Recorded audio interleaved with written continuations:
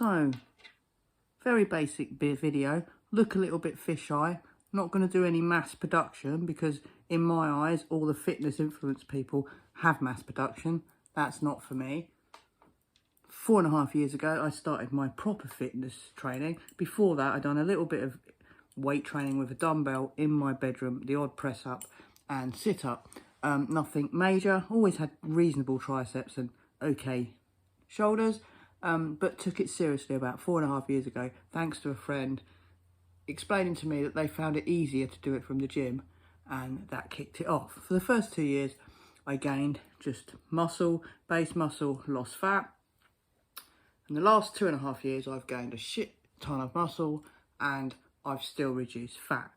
Now, I'm much more stricter now, but not as strict as people think they need to be. First of all, don't follow your scale. Don't look at your scale.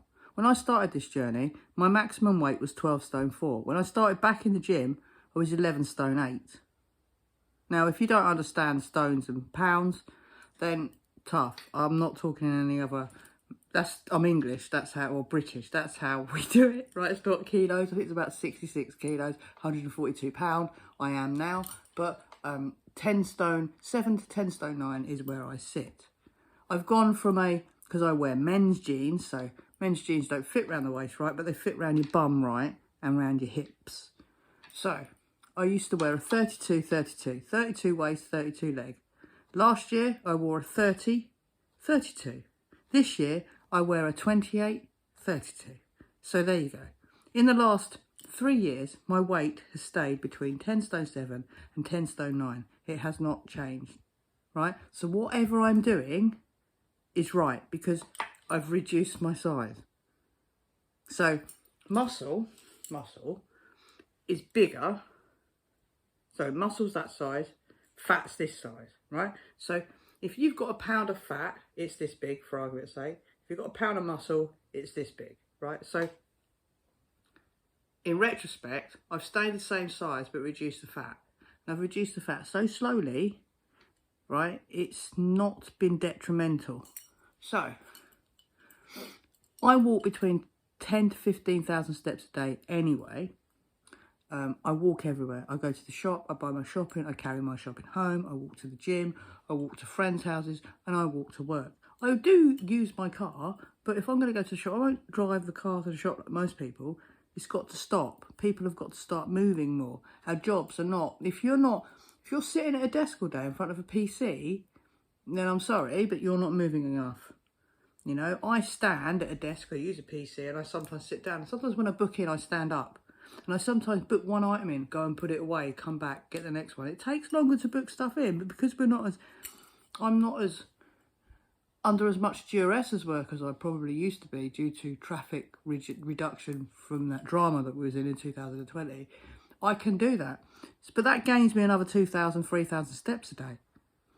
I climb stairs, so I get a 20-minute break. Sometimes I don't go out, I get a 40-minute break. Sometimes I don't go out and take 20 minutes at the end. Sometimes I don't go out to the bank or go out to the shop or walk into town or whatever I do.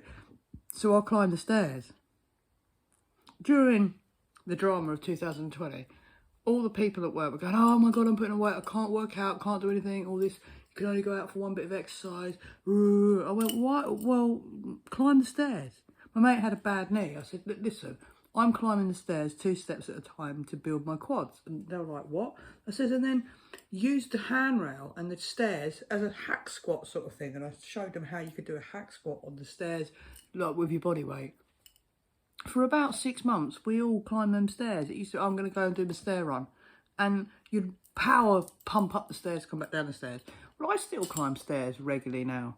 And if I've got nothing to do for 10 minutes and I'm on a break, I might climb the stairs. Oh, I'll go and climb the stairs. Now, to have that mindset is really difficult. If you're not used to it, you know, but what a lot of people do is do things too much things. Like I went to the gym 3 times a week, concentrated on doing that. After got used to that after 6 months, I then changed my diet a little bit. I then added this, I then added that. You've got to add things on slowly. You can't do it all in one hit because if you do, it's overwhelming. You won't know where you are. But consistency. I also superset. If you don't know what a superset is, look it up. It's easy. Everyone on YouTube's talking about supersets because they're things people do. Superset. My CV's brilliant, cardiovascular. It's brilliant. It's like, what? I jogged to my friends yesterday, I think it was, and jogged back. And I was like, usually I'll be lying on the floor, extracting the lung, coughing, pain here. Oh my God, what was that? After 30 seconds of running. No, nothing. The only crap thing about me running is I'm knock-kneed, so my feet land on the inside. My right foot lands on the inside of its foot more than the right. So I have to, when I'm running, I'm going, get on your tiptoes, get on your toes, get on your toes, because you run on your toes, right? And I broke this foot, definitely, by kicking a safe about a year ago. My own fault. Still not right. Whenever I do calf raises, it irritates it. So I was on my feet. So I can't run for long because it hurts my foot. But got on my toes, off I went. I was like, how am I not getting out of breath? And then it came to me, supersetting. Because I walk a lot every day. See, prior to, like in the last 6 years, I've worked indoors where I work, okay? And I make myself do more steps because of that. I go out cycling when I can in the summer. I walk to my friends. I walk to the shop. I walk home with my shopping. I don't take the car. And I do that on purpose. I've always done it because it keeps you fit, keeps you strong. Right? Well, now I work indoors. Prior to my job, I used to be a post person. Okay? Since 2003, I took a job, because I used to be in IT, systems IT, and I took a job at the Royal Mail and became a postman or post lady. So up until 6 years ago, I walked the streets delivering mail, carrying a 20-kilo pouch. You walk anywhere between, not 20 kilos, 16 kilo. You walk anywhere between, because it was cycling when I first started. So we used to cycle, get dropped out, walk round your round, cycle back. And they were nowhere near as bad, but they were still very physical because you kept your core straight. Now, the average post person walks at least 30,000 steps a day. Right? So you're walking 30,000 steps a day and walking to work and walking to the shop. And I used to sometimes do 40,000 steps a day. It's like, I used to have to eat 3,000 calories a day, 3,500 calories a day. I used to wonder why I could eat so much crap. I used to eat and eat and eat. My weight would stay the same. Right? Obviously, I don't do that now, so I don't have to eat so much. I average 10 to 15,000. 10,000 steps. 10,000 steps a day. That's all you have to do. The only day you can have off, all right, is Saturday and Sunday. And Saturday and Sunday, average 5,000. And on them days, one of those days cheat. Whether that's drink one day, eat food the next day, but just don't go over the top. You know, enjoy yourself.